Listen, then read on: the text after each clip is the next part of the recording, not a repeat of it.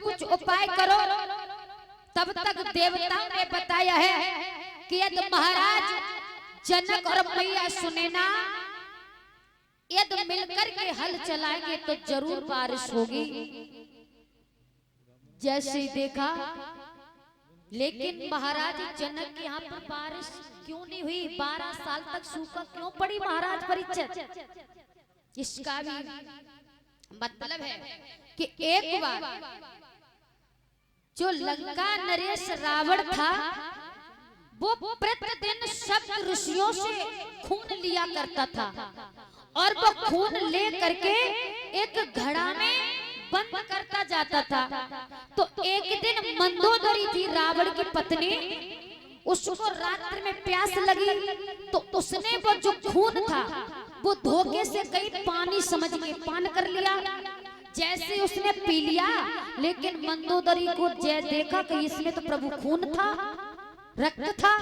तो उसने क्या किया कि उस वक्त मंदोदरी गर्भवती थी और जैसे उसका गर्भ खंडित हुआ और उसी गर्भ को छुपाने के लिए मंदोदरी ने वो गर्भ उसी घड़े में बंद करके जैसा रखा था वहीं रख दिया। लेकिन रावण को कुछ पता नहीं था। रावण ने देखा कि ये घड़ा, और रावण और जनक की कुछ पूर्व जन्म की दुश्मनी थी। तो रावण ने विचार किया कि यदि इस घड़ा को हम अपने राज्य में रखेंगे तो हमारे राज्य में 12 साल तक सूखा पड़ेगी। तो ऐसा क्यों न करें कि हम जनक के राज्य में गाड़ दें। तो रावण ने वही घड़ा जो मंदोदरी का गर्भ था उसको जनक के राज्य में दबा दिया, जहां 12 साल तक सूखा पड़ी। तो जिस समय मैया सुनैना ने, महाराज जनक ने जब हल चलाया तो जिस घड़ा से उत्पत्ति हुई जनक नंदनी सीता की। प्रेम से बोलिए सीता मैया की। श्री सुखदेव जी बोले, हे राजन परीक्षित, इधर एक दिन जब जनक नंदनी सीता थोड़ी बड़ी हुई तो घर में काम काज कर रही थी जनक नंदनी सीता। तो देखा कि महाराज जनक का एक महल था, एक आंगन था, जिसमें शंकर जी का जो बहुत वर्षों पुराना धनुष था वो उसी महल में रखा था। लेकिन देखा जनक नंदनी सीता एक दिन काम काज कर रही थी, और क्या कर रही थी?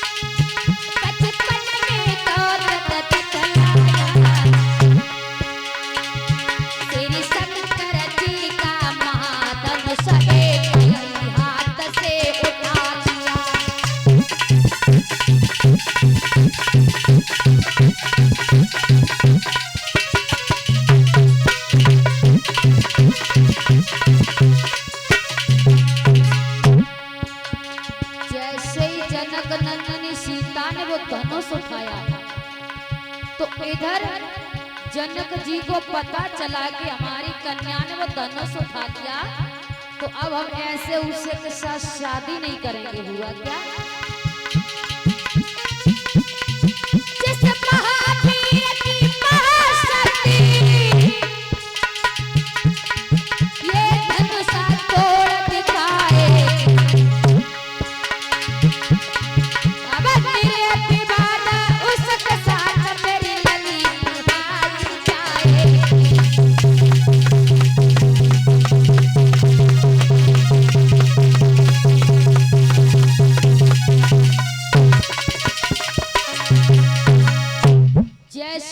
इतना जनक ने देखा कि आज हमारी कन्या ने बचपन की उम्र में शंकर जी के जो वर्षों पुराना धनुष था, आज जिसको एक हाथ से उठा लिया। अब मैं ऐसी अपनी कन्या का विवाह, आज से मेरा ये प्रण है, जो भी इस महाधनुष को तोड़ देगा उसी के साथ मेरी जनक नंदिनी सीता का विवाह। प्रण कर लिया है महाराज जनक ने। धीरे धीरे जैसे इतना देखा, उसी समय महाराज जनक बड़े ही प्रसन्न हैं। श्री सुखदेव जी बोले, हे राजन परीक्षित, धीरे धीरे समय व्यतीत हुआ तो इधर महाराज जनक ने हर जगह पत्र भेजे, देश विदेशों में पत्र भेजे। एक पत्र गुरु विश्वामित्र के यहाँ पर भी पहुंचाया है, लेकिन परीक्षित महाराज जनक ने सब जगह पत्र भेजे। एक पत्र गुरु विश्वामित्र को भी भेजा कि हमारी लड़की सीता का स्वयंवर है, लेकिन दशरथ जी को निमंत्रण नहीं दिया। शंका की बात है? अरे जब जनक ने सब जगह निमंत्रण भेजे तो अयोध्या में भी भेज देते। अरे भला उनसे क्या लड़ाई थी? है? लेकिन परीक्षित महाराज नहीं दिया। तो ध्यान देना हमारे बुजुर्ग पिता, हमारी माताएं, उन्होंने महाराज जनक को डर था, मोहन भैया, महाराज जनक को डर था कि एक मैं अयोध्या में निमंत्रण भेजेंगे तो न जाने वहां से कौन आएगा, कहीं मेरी लली नीचे कुल में न चली जाए। तो देखिए, ध्यान देना परीक्षित महाराज कि जिस समय एक संत जी जनक में तपस्या कर रहे थे और उस समय में भगवान के ध्यान में थे, लेकिन एक पतिव्रता स्त्री, वो पतिव्रता स्त्री उसके पति को कोढ़ था, और जब पति को कोढ़ था तो वो अपने पीठ पे बैठा करके वो पत्नी जा रही थी लेके, क्योंकि चलने के काबिल नहीं था उसका पति,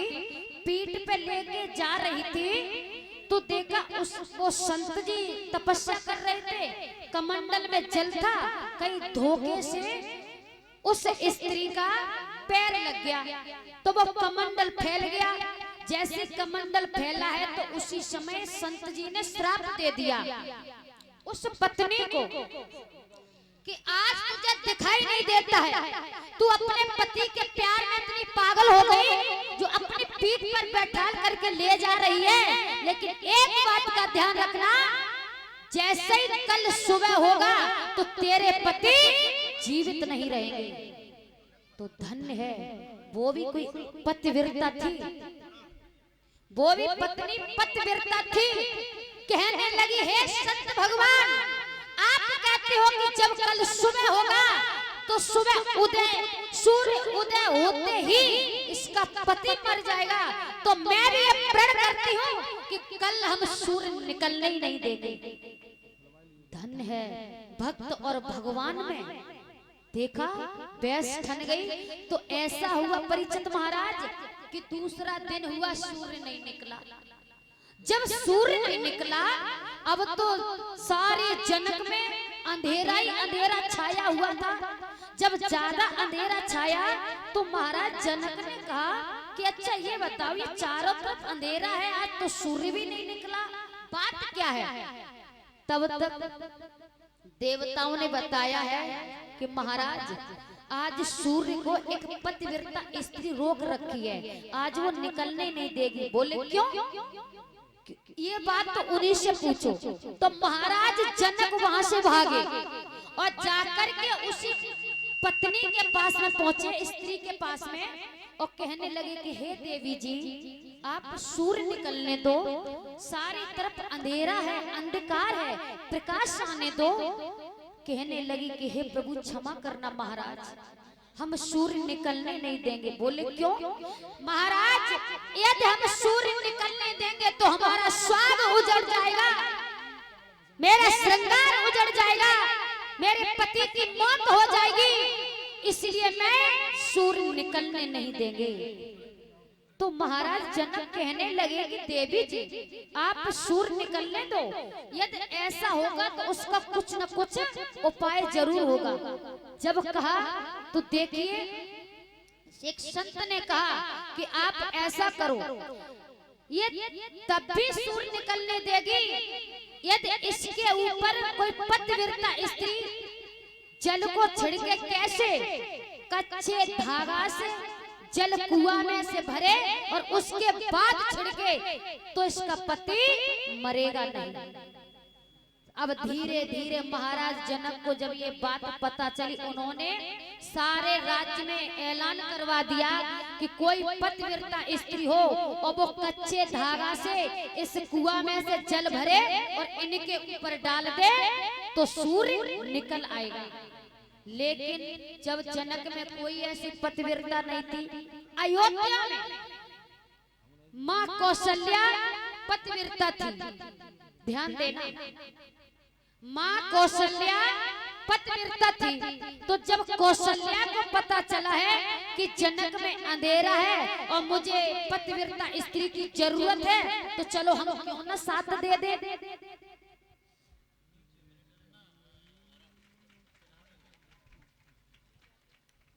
कभी माता है तो जमाले पत्ते को बुखासो आएगा, वो ताली हो जाएगा, परेशानी है।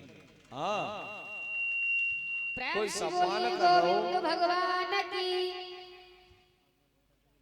गोविंद भगवान ने कहो चाहे कजू कहो जे नहीं सुने वाली कहे तो खाए आती है, फिर कहने समझती।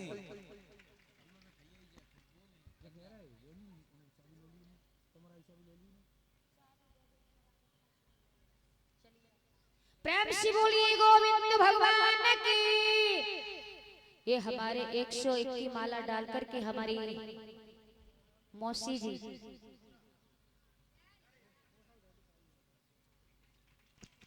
माँ मरे मौसी जिए जो मौसी सी हो। हाँ महाराज।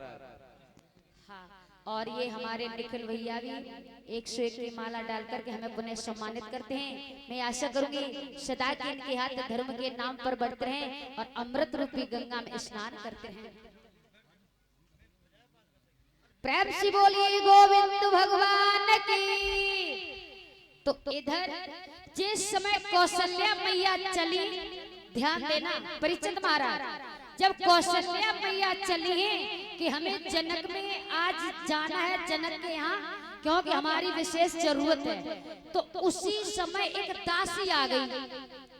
कौशल्या मैया की दासी आई और दासी कहने लगी कि हे महारानी आप कहाँ जा रहे हैं? बोले तुम्हें पता नहीं कि हमें महाराज जनक के यहाँ पर एक पतिव्रता पत्नी है, उसके पति को ठीक करना है। तो जैसे इतना कहा तो उसी समय वो दासी कहने लगी कि हे महारानी मैं तो आपकी एक दासी हूँ और भला हम आपसे बढ़ के कुछ कह भी नहीं सकते, मैं तो आपकी आज्ञा का पालन करती हूँ। यदि महारानी जब अगर आपकी दासी आपका काम करने वाली जब इतनी पतिव्रता है तो आपकी तो जरूरत नहीं। महाराज पतिव्रता की बातें मत करो, पतिव्रता तो आज के डेट में सभी है। हाँ और देखिए जैसे कहा तो वो दासी कहने लगी कि मैं आप भाई नहीं सुने हो महाराज, पतिव्रता आज कितनी है पता है तुम्हें? हाँ, पति की एक एक बात मानती है आज की माताएं। और जब पति ना मानते हैं तो फिर पत्नी का लोग बात मानो। नारे भाई जो पिया मनवाए और पिया भाई घर। हाँ ऐसा है, तुम जानते तो सभी बातें, हम ना कपाओ छोड़ो, सही बात है। प्रेम से बोलिए गोविंद भगवान की। तो इधर तो जिस समय ध्यान देंगे जब वो दासी चली है काम करने वाली जनक के यहाँ, तो उसने क्या किया, कच्चे धागा से कुआं में से जल भरा, और जैसे ही जल भरा उस जो पति कोड़ी था उसके ऊपर जब जल छिड़का तो देखा जल छिड़कते ही उसका कोढ़ ठीक हो गया। तो उस वक्त महाराज जनक को देखा, महाराज जनक ने तो याद आया कि अरे प्रभु, हमारे राज्य में तो कोई पतिव्रता स्त्री नहीं, और अयोध्या में जो काम करने वाली दासी होती वो इतनी बड़ी पतिव्रता, जो आज इसका कोढ़ ठीक हो गया और सूर्य पुनः उदय हुआ। तो देखिए, तो महाराज जनक ने इसीलिए निमंत्रण नहीं दिया था कि एक मैंने निमंत्रण दे दिया और ये तो एक स्त्री थी, और अगर इसी की जाति का कोई पुरुष आ गया तो हमारी बेटी उसके साथ ब्याह जाएगी। प्रेम से बोलिए गोविंद भगवान की।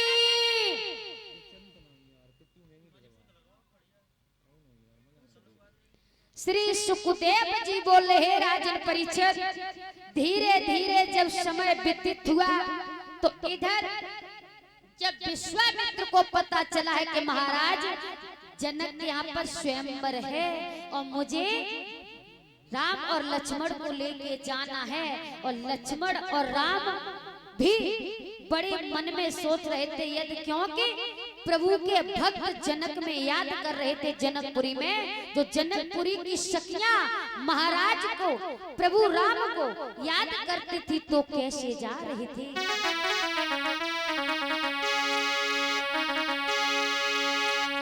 पाते ही खबर स्वयंवर की, वो श्री जनक राज के द्वार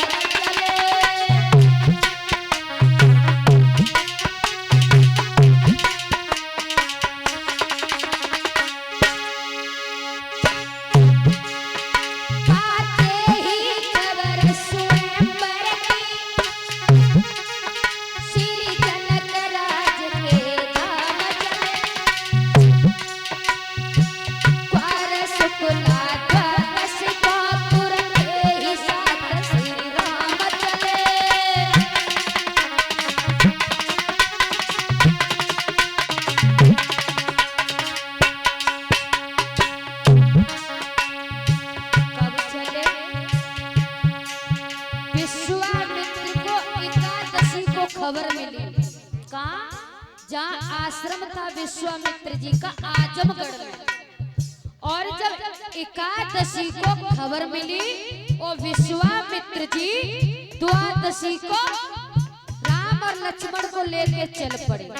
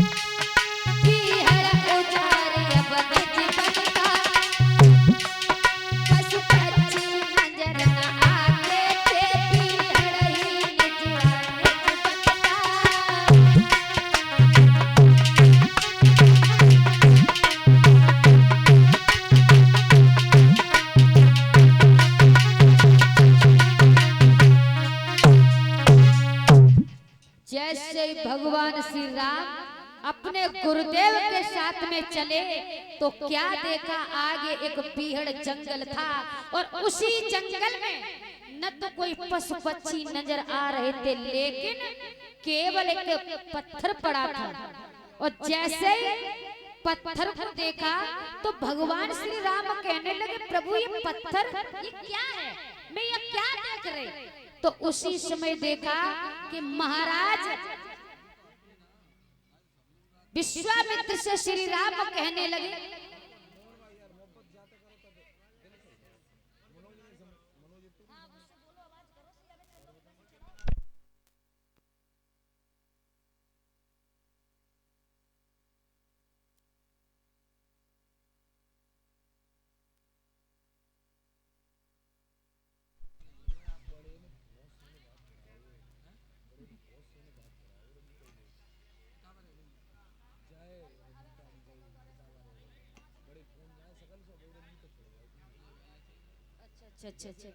प्रेम से बोली गोविंद भगवान की।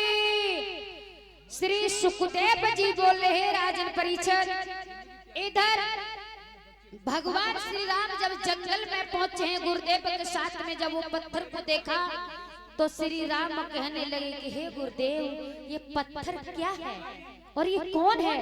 तो भगवान श्री राम को समझा करके गुरु विश्वामित्र जी कहने लगे कि हे राम, ये कोई पत्थर साधारण नहीं, ये गौतम ऋषि की पत्नी है अहिल्या, और ये अपने पति के श्राप से पत्थर हो गई। और प्रभु, यदि राम तुम्हारे पग चिन्ह पड़ जाएंगे तो इसका उद्धार हो जाएगा। तो राम कहने लगे, गुरुदेव ये सब हुआ कैसे, मतलब ये कैसे पत्थर बनी? तो कहा कि बात यह समझा करके भगवान श्री राम उसी समय बोले हैं कि गुरुदेव मुझे सारा बताओ। तो विश्वामित्र कहने लगे, बात यह है कि एक दिन इंद्र जो था, भोग के कारण उसने जब अहिल्या को देखा तो मन लालच होने लगा और कहने लगा है कि ये तो बड़ी सुंदर है और भला हम इसका कैसे धर्म नष्ट करें। लेकिन कामी पुरुष होता है तो उसके मन में न जाने क्या क्या आता है, क्योंकि बताया है कवि ने, अरे कौआ तो रात्र को दिन में उल्लू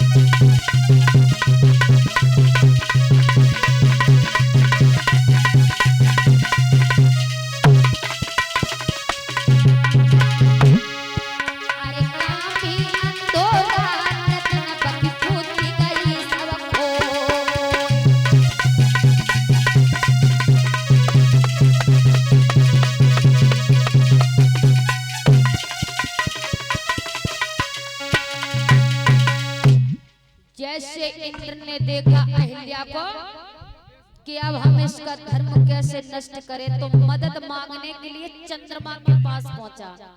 जैसे ही चंद्रमा के पास पहुंचा और चंद्रमा की बाएं पकड़ के इंद्र कहने लगा, भैया हम आपके पास कुछ मदद लेने के लिए आए हैं। बोले क्या?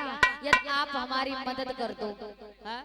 अब जवाब सही, अगर चोरी करी जात, चोरी जब करी जात काऊ को तो अपनो साथी बनाओ, जब बिना भेद के चोरी न होते। अब जैसे इंद्र ने चंद्रमा से कही तो चंद्रमा कहने लगा, भैया हम तुम्हारा साथ दें तो दें कैसे? तो कहने लगा इंद्र, समझा करके सुनो चंद्रमा, सिर्फ इतना करना है और बड़े ध्यान से करना है। क्या बोला चंद्रमा? तुम मुर्गा बन जाना, मैं बावा बन जाऊंगा।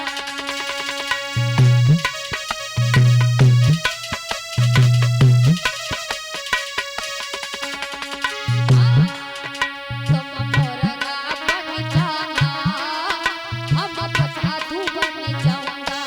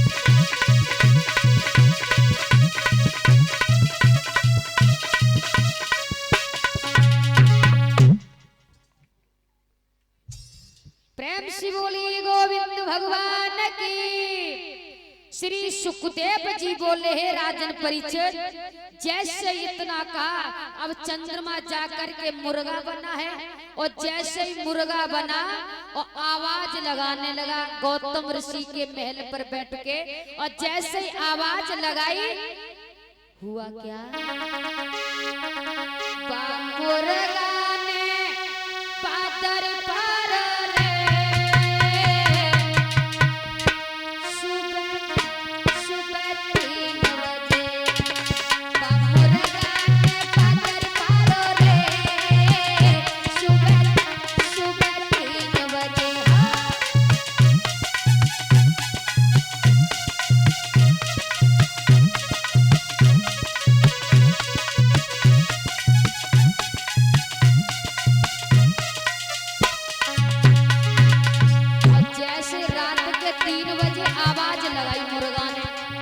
गौतम ऋषि सोचने लगे भगवान आज बहुत जल्दी सवेरो है गो, उनने जैसी आवाज सुनी उन्हें का पता, गौतम ऋषि के अपने कपड़ा ले और एकदम से गंगा जी पे पहुंचे, स्नान करने लगे जाएगी, लेकिन वहाँ पे पता चला है कि गौतम जी आप घर जाओ, तुम्हारे घर में छल हो रहा है? अब जैसे इतना देखा मुर्गा